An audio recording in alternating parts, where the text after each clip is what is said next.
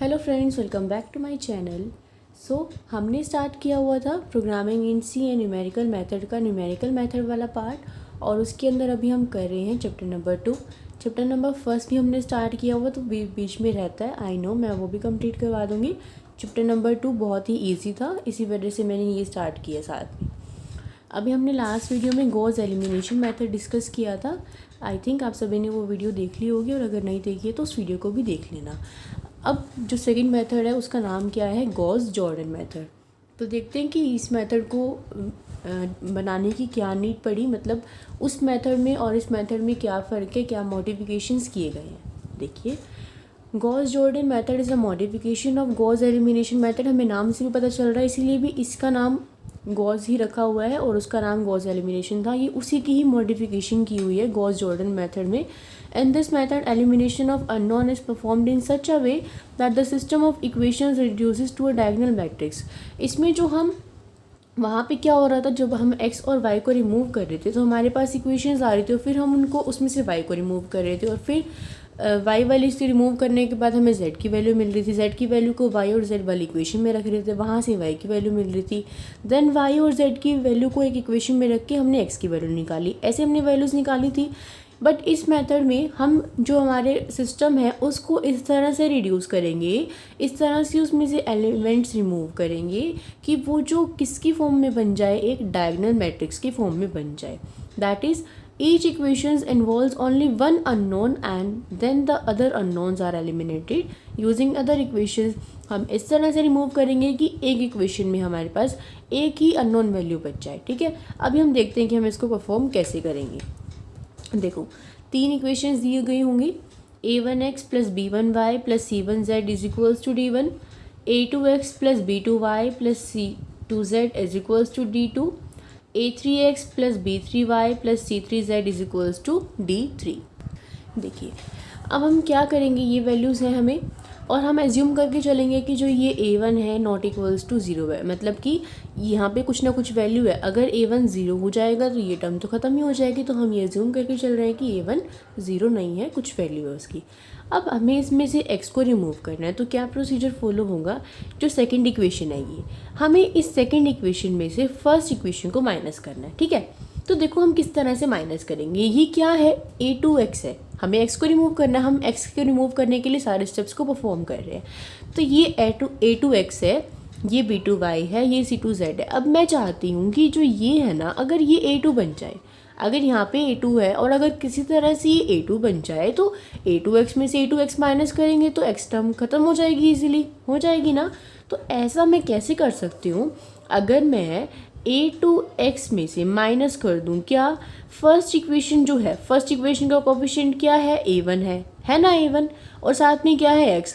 अगर मैं इसकी मल्टीप्लिकेशन कर दूं किससे, a2 बाई a1 से, इसकी मल्टीप्लिकेशन किससे कर दूं, a2 बाई a1 से, तो a1 से a1 कट जाएगा और माइनस a2 बन जाएगा। मतलब अगर मैं a2x minus a2 by a1 और साथ में यहाँ पे जो फर्स्ट इक्वेशन का कोफिशिएंट है दैट इज़ a1x ये है, अगर मैं ये स्टेप परफॉर्म कर दूँ तो a1 से a1 कट हो जाएगा, a2x माइनस a2x बन जाएगा और हमारे x ख़त्म हो जाएगा। ऐसा करने से हो जाएगा ना। तो यहाँ पे इन्होंने यही किया हुआ है। इक्वेशन नंबर, ये समझ में नहीं आएगा आपको कैसे कर रखा है, इसलिए मैं समझा देती हूँ। इक्वेशन नंबर 2 में से माइनस करो इक्वेशन नंबर 1 को, कब, मल्टीप्लाई करने के बाद, किससे, a2 बाई a1 से। ध्यान रखना कि ये जो स्टेप है ये सिर्फ x पे ही परफॉर्म नहीं होगा, इस पे भी परफॉर्म होगा और इस पे भी परफॉर्म होगा और राइट हैंड साइड पे भी परफॉर्म होगा। ठीक है, इतनी बात समझ आ गई। अब ये a3x है, ये a1x है, अगर मैं इसको भी a3x बना दूँ तो a3x माइनस a3x क्या बन जाएगा, x ख़त्म हो जाएगा, 0 बन जाएगा, हमारे पास ये y और z बच जाएगा। तो अगर मैं थर्ड इक्वेशन में से माइनस कर दूँ फर्स्ट इक्वेशन को मल्टीप्लाई करने के बाद किससे, a3 बाई a1 से, तो a1 से a1 कट हो जाएगा, तो a3x माइनस a3x क्या बन जाएगा, 0 बन जाएगा। तो थर्ड इक्वेशन में से अगर माइनस कर दें इक्वेशन 1 की मल्टीप्लिकेशन करने के बाद किससे, a3 बाई a1 से, तो जो हमारी सिस्टम है इक्वेशन का वो रिड्यूस होके इसमें आ जाएगा। समझ आ गया आपको? हम यही कंसेप्ट फॉलो करेंगे। अभी हमने x के लिए परफॉर्म किया, फिर हम y के लिए परफॉर्म करेंगे और फिर हम z के लिए परफॉर्म करेंगे। तो जो गॉस एलिमिनेशन मेथड था उसमें हमने देखा था कि जो नंबर ऑफ स्टेप्स थे वो बहुत ही कम थे, क्योंकि एक हमें R1 की वैल्यू चाहिए होती थी, एक R2 की और एक R3 की, बस इतना सही हमारा काम था। बट इसमें हमें क्या करना पड़ेगा, पहले तो x के लिए 2 स्टेप परफॉर्म होंगे, फिर y के लिए 2 स्टेप परफॉर्म होंगे और फिर z के लिए 2 स्टेप परफॉर्म होंगे। तो जो नंबर ऑफ स्टेप्स है ना, यहाँ पे लिखी भी हुई है बात, तो नंबर ऑफ स्टेप्स है ना वो गॉस एलिमिनेशन मेथड से गॉस जॉर्डन मेथड में ज़्यादा है। ओके, बट यहाँ पे कह रहे हैं however the labour of back substitution for finding unknown is saved, कि हम इजीली यहाँ पे फॉलो इसको कर सकते हैं निकालने के लिए। अब हम देखते हैं कि क्वेश्चन की हेल्प से कि मैंने जो आपको बात समझाई वो हम करेंगे कैसे। ठीक है, देखो first example, x plus Y plus Z is equals to 9, 2x minus 3y plus 4z is equals to 13, 3x plus 4y plus 5z is equals to 40। यहाँ पे a1 कौन है, x का coefficient that is 1। First equation में x का coefficient that is 1 here, so a1 कौन है 1। a2 कौन है यहाँ पे सेकेंड इक्वेशन में x का कोफिशिएंट दैट इज़ 2 और a3 कौन है यहाँ पे 3। ठीक है, इतनी बात समझ आ गई। अब मेरे को क्या करना है, मेरे को 2x में से माइनस करना है किसको, 2x को। तो इस टर्म को मुझे क्या बनाना है, 2 बनाना है। तो मैं इस पूरी टर्म को, हम ऐसे नहीं कहेंगे यहाँ पे कि मैंने इस पूरी टर्म को डायरेक्टली 2 से मल्टीप्लाई कर दिया, नहीं। क्या मेथड देखा था हमने, हम माइनस करेंगे इसको कब, a2 डिवाइडेड बाय a1 करके। तो यहाँ पे a2 क्या है 2 और 1 क्या है, a1 क्या है 1, तो 2/1 क्या हो जाएगा 2। तो इसका मतलब जब मैं ये जो थर्ड इक्वेशन है इसको लिख लूँ एक बारी, थर्ड इक्वेशन में से माइनस कर दूंगी किसको, फर्स्ट इक्वेशन की मल्टीप्लाई करने के बाद किससे, फर्स्ट 2 से। ऐसे ऐसे करना है ना हमें। तो क्या बन जाएगा 2x minus 3y plus 4z minus 2x minus y minus 2z। और राइट हैंड साइड में क्या बन जाएगा, यहाँ पे क्या है सेकेंड इक्वेशन की राइट हैंड साइड 13 और इसकी मल्टीप्लिकेशन 2 से करेंगे दैट इज़ 18। तो 2x से 2x कट हो जाएगा, क्या बचेगा माइनस 3y माइनस y, यहाँ पे माइनस नहीं, देखो इसकी मल्टीप्लिकेशन 2 से तो मैंने करी नहीं, तो ये क्या बनेगा माइनस 2y बनेगा। ठीक है, माइनस 2y बनेगा। So minus 3y minus 2y क्या बन जाएगा minus 5y plus 4z minus 2z क्या बन जाएगा प्लस 2z और 13 माइनस 8 क्या बन जाएगा माइनस 5। तो जब हमने फर्स्ट और सेकेंड इक्वेशन पे हमारा जो ये परफॉर्म किया तो हमारे पास क्या इक्वेशन आ गई, हमारे पास ये इक्वेशन आ गई। फर्स्ट इक्वेशन तो एज इट इज़ रही, सेकेंड इक्वेशन पे परफॉर्म किया ना ये, तो सेकेंड इक्वेशन की जगह क्या लिखेंगे, ये वाली इक्वेशन जो हमारे पास आई है। समझ आ गई इतनी बात। अब क्या करेंगे, अब थर्ड इक्वेशन में क्या है 3x है, तो मुझे इसको भी क्या बनाना है 3x। तो मैं थर्ड इक्वेशन में से कैसे करूँगी, थर्ड इक्वेशन को तो मैं लिखूँगी as it is, third equation में से सब्ट्रैक्ट करूँगी मैं किसको, फर्स्ट इक्वेशन को किससे मल्टीप्लाई करने के बाद a3 बाय a1 से करने के बाद यहाँ पे a3 कौन है 3 डिवाइडेड बाय 1 दैट इज़ 3। तो यहाँ पे बाई चांस ऐसा हो रहा है कि a1 1 है, अगर a1 1 ना हो किसी क्वेश्चन में कुछ भी वैल्यू हो तो हम उसे उसको डिवाइड करेंगे। ठीक है, तो 3/1 दैट इज़ 3, फर्स्ट इक्वेशन को मल्टीप्लाई करेंगे x plus Y plus Z और इसी तरह से राइट हैंड साइड में करेंगे, यहाँ पे 40 है और यहाँ पे जब इसको 2 से मल्टीप्लाई करेंगे तो ये क्या आएगा 18। तो 3x plus 4y plus 5z minus 3x minus 3y और माइनस 3z और इज इक्वल्स टू 13। ठीक है, अब देखो यहाँ पे हमारे पास क्या आएगा हमने इसको 3 से मल्टीप्लाई किया है ना, हमने इसको 3 से मल्टीप्लाई करना है तो 27 आएगा। ठीक है, अब देखो 3x माइनस 3x करेंगे तो कट हो जाएगा ये, 4y माइनस 3y करेंगे तो क्या आएगा y और 5z माइनस 3z करेंगे तो क्या आएगा प्लस 2z और इज इक्वल टू 13। तो ये इक्वेशन आ गई। हमने थर्ड इक्वेशन पे परफॉर्म किया था ना, तो थर्ड इक्वेशन की जगह ये वाली इक्वेशन आ गई। ठीक है, अब हमारे पास 3 न्यू इक्वेशन ये आ गई। अब देखो इसमें क्या है y है z है और इसमें क्या है y है z है। अगर मैं इसमें से y को एलिमिनेट कर दूँ तो मेरे पास सिर्फ z बच जाएगा, z की वैल्यू आ जाएगी ना। तो देखिए अब क्या है, अब मेरे पास ये इक्वेशन है x वाली, ये वाली टर्म है और अगर मेरे को इसमें से क्या रिमूव करना है, y रिमूव करना है, तो मैं क्या करूँगी, y का कोफिशिएंट यहाँ पे क्या है 1 है और यहाँ पे क्या है -5 है। तो अगर ये वाली टर्म भी -5 बन जाए या फिर मैं कहूँ कि प्लस y है और साथ में -y आ जाए, यानी कि ये -5 है ना -1 बन जाए, तो ये -1 किस तरह से बनेगा, जब मैं इसके अंदर ऐसे मल्टीप्लाई कर दूँगी इसको 1/5 से, जब अगर मैं -5 को मल्टीप्लाई कर दूँ 1/5 से, तो 5 से ये कट हो जाएगा तो -1 बचेगा, यहाँ +1 यहाँ -1 कट जाएगा, है ना। तो हम क्या परफॉर्म करेंगे, हमें परफॉर्म करेंगे इक्वेशन 4 के अंदर ऐड करेंगे इक्वेशन नंबर 5 को, कब, 1/5 से मल्टीप्लाई करने के बाद। तो देखो इक्वेशन नंबर 4 क्या है, x + y + z है।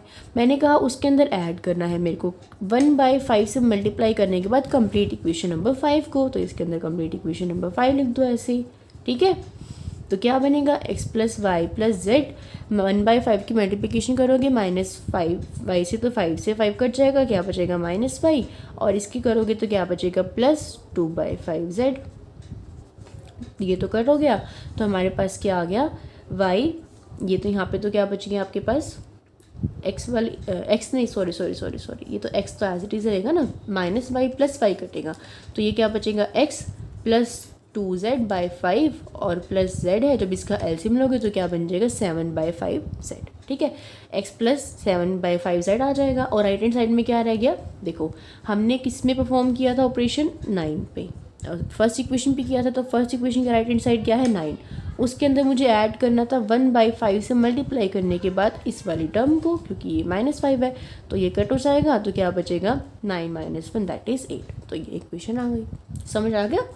अब दूसरा क्या परफॉर्म करेंगे हम, देखो ये हमने कर दिया, फोर्थ इक्वेशन पे काम खत्म हो गया। अब हम परफॉर्म करेंगे 6 नंबर इक्वेशन पे। अगर ये y है और ये -5y है, अगर ये भी ये y है और ये -y बन जाए, तो यहाँ से भी y एलिमिनेट हो जाएगा। तो मैं क्या करूँगी, इक्वेशन नंबर 6 के अंदर ऐड करूँगी इक्वेशन नंबर 5 को 1/5 से मल्टीप्लाई करने के बाद। ऐसा करने से 1/5 यहाँ पे होगा तो 5 से 5 कैंसिल हो जाएगा, तो इस वजह से ये इक्वेशन आएगी, ठीक है। अब देखो हमने फर्स्ट इक्वेशन पे परफॉर्म किया था, तो फर्स्ट इक्वेशन रिड्यूस हो गई, ये बन गई। सेकंड इक्वेशन पे हमने कोई भी टास्क परफॉर्म नहीं किया, तो second equation as it is रहेगी, ये गलती मत करना, ठीक है। और अब हमने थर्ड इक्वेशन पे किया है, तो ये y वाली टर्म तो कैंसिल ही हो जाएगी और हमारे पास क्या बचेगा, सिर्फ z वाली टर्म सॉल्व करके ये बचेगी, ठीक है। तो अब z की वैल्यू यहाँ से डायरेक्टली क्या आ रही है हमारे पास, यहाँ से z की वैल्यू आ रही है, देखो यहाँ पे किया हुआ है, देखो z की वैल्यू तो आ रही है, बट इन्होंने भी z की वैल्यू को बाद में शो किया हुआ है। उससे पहले क्या किया देखिए, ये इक्वेशंस बची हैं हमारे पास। अब ये कह रहे हैं कि 7th और 8th इक्वेशन में से हमें किसको एलिमिनेट करना है, z को। किसको करना है, z को। तो देखो कैसे कर सकते हैं हम, अगर मैं इक्वेशन नंबर 7 में से माइनस कर दूँ इक्वेशन नंबर 9 को, कब, -7/12 से मल्टीप्लाई करने के बाद। देखो क्या कह रहे हैं ये, अगर आप इक्वेशन नंबर 7 में से सब्ट्रैक्ट कर दो इक्वेशन नंबर 9 को 7/12 से मल्टीप्लाई करने के बाद, तो देखो क्या होगा, हमारे पास इक्वेशन नंबर 7 क्या है, x + 7/5z, ठीक है। ये कह रहे हैं कि अगर मैं माइनस कर दूँ 7/12 को, और इक्वेशन नंबर 9 क्या है 12/5z, यही तो है। तो ऐसा करने से क्या होगा, 12 से 12 कट हो जाएगा और -7/5, ये देखो क्या बचेगा आपके पास, x + 7/5z - 7/5z, तो ये कट हो गया। तो हमें ये देखना है कि ये z का कोफिशिएंट यहाँ पे 7/5 है और यहाँ पे z का कोफिशिएंट 12/5 है। तो अगर मैं इसकी मल्टीप्लाई 7/12 से कर दूँ, 7/12 से करोगे तो 12 से 12 कट हो जाएगा और 7/5 बचेगा, और माइनस करोगे तो माइनस का साइन आ जाएगा, ये प्लस ये माइनस तो ये कैंसिल हो जाएगा, तो सिर्फ क्या बचेगा, x बचेगा। समझ में आया, ये लॉजिक अब आपको खुद लगाना है, तो क्वेश्चन में गलती मत करना। सपोज अगर आपने यही स्टेप, पहला स्टेप गलत कर दिया, तो आपके आगे वाले स्टेप भी गलत हो जाएंगे, तो इन क्वेश्चन को ध्यान से करना, ठीक है। देखो अब हमने ऐसा करा तो हमारे पास सिर्फ x बचा, तो x की वैल्यू कितनी आ गई, 1 आ गई, ठीक है। अब ये कह रहे हैं कि अगर हम इक्वेशन नंबर 8 में से माइनस कर दें इक्वेशन नंबर 9 को 5/6 से मल्टीप्लाई करने के बाद, तो देखो इक्वेशन नंबर 8 क्या है, -5y + 2z, ये है। ये कह रहे हैं माइनस कर दो 5/6 से मल्टीप्लाई करने के बाद इक्वेशन नंबर 9 क्या है 12/5z। ऐसा इन्होंने क्यों किया, ऐसा इन्होंने इसलिए किया ताकि 5 से 5 तो कैंसिल हो जाए और 6 2 Z 12 होता है, तो ये 2z है और ये -2z है। अब आप ये ध्यान रखना है आपने कि आप एलिमिनेट किसको कर रहे हो। हम यहाँ पे z को एलिमिनेट करना चाह रहे हैं, यहाँ पे z का कोफिशिएंट 2 है, यहाँ पे z का कोफिशिएंट 12/5 है, तो हम इसको डायरेक्टली तो 2 नहीं बना सकते थे। इसी वजह से मैंने इसको अगर 5/6 से मल्टीप्लाई कर दिया तो 5 से 5 कट गया, 6 2 Z 12 बन गया 2z, और इक्वेशन को माइनस करोगे तो -2z बन जाएगा। तो ये ध्यान रखना, ठीक है। तो ये टास्क परफॉर्म कर दिया, तो यहाँ पे z और z रिमूव हो गए, तो बचा क्या, सिर्फ -5y बचा यहाँ से। तो और यहाँ पे परफॉर्म किया तो -15 बच गया। x की वैल्यू तो आई गई थी, यहाँ से y की वैल्यू भी आ गई, और ये वाली इक्वेशन से हमारे पास z तो आया ही हुआ था। देखो यहाँ से z तो हमारे पास डायरेक्टली आया हुआ था ना। ये टास्क हमने क्यों परफॉर्म किया, z को एलिमिनेट क्यों किया, ताकि हमारे पास x और y की वैल्यू आ जाए, ठीक है। z की वैल्यू यहाँ से हमारे पास 5 तो आई हुई थी डायरेक्टली, 12 से 12 कट हो गया, और z की वैल्यू 5। बट अगर हम ऐसे ही अपना आंसर यहाँ पे छोड़ देते तो आपके पास x और y की वैल्यू तो नहीं आती। इसी वजह से इस वाली इक्वेशन को उठाया, क्योंकि इसके अंदर एक ही कॉन्स्टेंट बचा हुआ था, एक z बचा हुआ था, तो इसकी वजह से हमारे लिए आसान हो गया x और y की वैल्यू को निकालना, ठीक है। समझ आ गया, x y z की वैल्यू आ गई, ये तो आपको करना होता है। ओके, एक एग्जाम्पल और देखिए ताकि और अच्छे से समझ में आ जाए। देखो, फर्स्ट इक्वेशन ये है, सेकंड ये है, थर्ड ये x है, ये 4x है, ये 3x है। 4x में से मुझे 4x को माइनस करना होगा, तो सीधी सी बात है, जब मैं a2/a1 करूँगी तो 4/1 दैट इज़ 4 हो जाएगा। तो इस इक्वेशन को मल्टीप्लाई कर दो 4 से, और फिर इसमें से माइनस कर दो, तो क्या बनेगा, सेकेंड इक्वेशन तो क्या है, 4x + 3y + 2z, ये तो एज इट इज़ रहेगी। अब मैं इसमें से माइनस करूँगी इक्वेशन को 4 से मल्टीप्लाई करने के बाद, तो क्या बचेगा, -4x - 4y - 2z, और राइट हैंड साइड में क्या होगा, 8 माइनस इसको 7 को 4 से मल्टीप्लाई करेंगे तो 28, ठीक है। तो 4x से कैंसिल हो गया, 3y - 4y क्या बनेगा, -y, और 2z - z ये हमारे पास कैंसिल हो रहा है, -2z नहीं कैंसिल नहीं हो रहा। देखो x + y + 2z था, इसको जब मैं 4 से मल्टीप्लाई करूँगी तो ये 8 बनेगा, ठीक है। अब ये क्या है, 2z, और ये क्या है, -8z, तो ये क्या बनेगा, -6z, और इधर क्या बनेगा, -20, ठीक है। समझ आ गई, ये वैल्यू आ गई। अब ये क्या है, 3x, और ये क्या है, x। इस टर्म में से क्या करेंगे, इस टर्म को 3 से मल्टीप्लाई करके माइनस कर देंगे, तो थर्ड स्टेटमेंट क्या है, 3x + 2y + 4z, माइनस कर दो इसको 3 से मल्टीप्लाई करने के बाद, तो 3x - 3y - 6z। Right hand side में क्या बनेगा, 13 - 42, ठीक है। तो ये तो डायरेक्टली कैंसिल ही हो गया, ये क्या बनेगा, -y, और -6z + 4z क्या बनेगा, -2z, और ये क्या बनेगा, -8। तो फर्स्ट इक्वेशन तो एज इट इज़ रहेगी, सेकेंड इक्वेशन की जगह ये आ गई, और थर्ड इक्वेशन की जगह ये आ गई। समझ आ गए। अब क्या करेंगे हम, अब y को एलिमिनेट करेंगे, x को एलिमिनेट कर दिया, अब y को एलिमिनेट करेंगे। तो देखो, x + y + 2z = 7 है, यहाँ पे y है और यहाँ पे -y है, तो डायरेक्टली जब मैं इन दोनों को ऐड करूँगी तो y से -y कैंसिल हो जाएगा। तो यहाँ पे डायरेक्टली हम परफॉर्म कर देंगे हमारा फंक्शन कि फोर्थ इक्वेशन के अंदर फिफ्थ को ऐड कर दो, तो ये कट हो जाएगा, तो क्या बचेगा, x - 4z = -13, ठीक है। अब इन दोनों इक्वेशंस पे आओ, 6 और 5 पे, ये -5 है और ये भी -5 है। अगर इस इक्वेशन में से इस टर्म को माइनस कर दिया जाए तो ये माइनस देखो, इसमें से माइनस करोगे तो क्या बनेगा, ये -y, ये -6z, तो ये माइनस प्लस, तो -y - 2z + y और +6z ये बन जाएगा। तो डायरेक्टली कैंसिल हो गया, 6z - 2z 4z, और इस यहाँ पे राइट हैंड साइड में परफॉर्म किया तो 12 आ गया। समझ आ गया। x को एलिमिनेट कर दिया, y को एलिमिनेट कर दिया, इसको एलिमिनेट करेंगे, z को एलिमिनेट करेंगे। यहाँ पे देखो, z का कोफिशिएंट क्या है, -4, यहाँ पे z का कोफिशिएंट क्या है, 6, और यहाँ पे z का कोफिशिएंट क्या है, 4। इन तीनों में सबसे छोटी इक्वेशन ये है, तो हम इस इक्वेशन को यूज़ करेंगे दोनों में, एक बार 7 के साथ और एक बार 8 के साथ। अब मुझे अगर इस टर्म को 7th और 8th इक्वेशन को 7th और 9th इक्वेशन को यूज़ करना है, तो मैं क्या करूँगी, ये है, अगर मैं इसमें से माइनस करना चाहूँ इसको, देखो इक्वेशन नंबर 7 को एस्टिस लिखो, x - 4z। अगर मैं इसमें से माइनस करूँगी इस टर्म को डायरेक्टली, तो ये -4z और -4z तो 8z बन जाएगा ना। तो यहाँ पे क्या परफॉर्म करेंगे हम, x - 4z प्लस इस टर्म को 4 से क्या करो, मल्टीप्लाई करो, ठीक है। तो क्या बनेगा, ये x - 4z और प्लस क्या बन जाएगा, 16z बन जाएगा, ठीक है। उसके बाद ये वाला अगर हम स्टेप परफॉर्म करते हैं ऐसे जैसे आपकी बुक में दे रखा है, तो यहाँ से तो हमारे पास x आ रहा है, उसके बाद z की वैल्यू आ रही है, फिर से इक्वेशन बन रही है। और अगर इक्वेशन 8 तो ये वाला परफॉर्म कर रहे हैं तो दोबारा से इक्वेशन बन रही है, तो ये पता नहीं आता इन्होंने तो ये बाय मिस्टेक किया हुआ है फिर कैसे किया हुआ है, बट हम इसको कैसे करेंगे मैं आपको वो बता देती हूँ। यहाँ पे देखो z का कोएफिशिएंट क्या है -4, यहाँ पे क्या है 6, यहाँ पे क्या है 4, तो सबसे छोटी इक्वेशन हमारे पास ये है।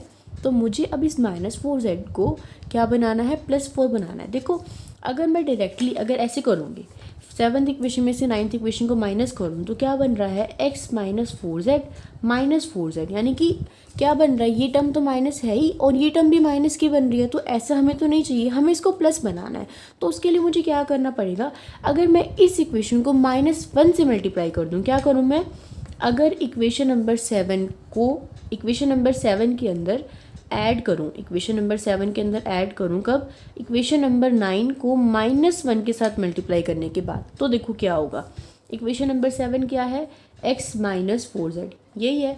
मैंने कहा इसके अंदर ऐड करो इस इक्वेशन को -1 से मल्टीप्लाई करने के बाद। तो ये इक्वेशन क्या है आपके पास, सॉरी ऐड नहीं ऐड नहीं करना, सब्ट्रैक्ट करना है। सब्ट्रैक्ट करो -1 से मल्टीप्लाई करने के बाद तो -4z हो जाएगा। राइट हैंड साइड में क्या होगा, -13, तो एज इट इज़ है। माइनस करो इसमें से किसको, -12 को, ऐसे, ठीक है। तो क्या बन गया ये x - 4z minus minus plus 4z, और इधर क्या बन गया -13 + 12, तो ये कट हो गया। x की वैल्यू क्या आ गई, -1, ठीक है। देखो x की वैल्यू क्या आ गई, -1, क्लियर है। अब यहाँ से देखो 4z = 12, z की वैल्यू क्या आ गई, डायरेक्टली 3 आ गई। अब क्या रह गया, y। अब देखो y के लिए कैसे करेंगे, देखो ये इक्वेशन लेंगे हम, ये इक्वेशन और ये इक्वेशन ले ली। अब ये इक्वेशन और ये इक्वेशन लेंगे। यहाँ पे क्या है, y + 6z = 20, यहाँ पे क्या है 4z = 12। ये 6 है और ये 4 है। देखो यहाँ पे बताती हूँ मैं, ये तो 6 है और ये 4 है।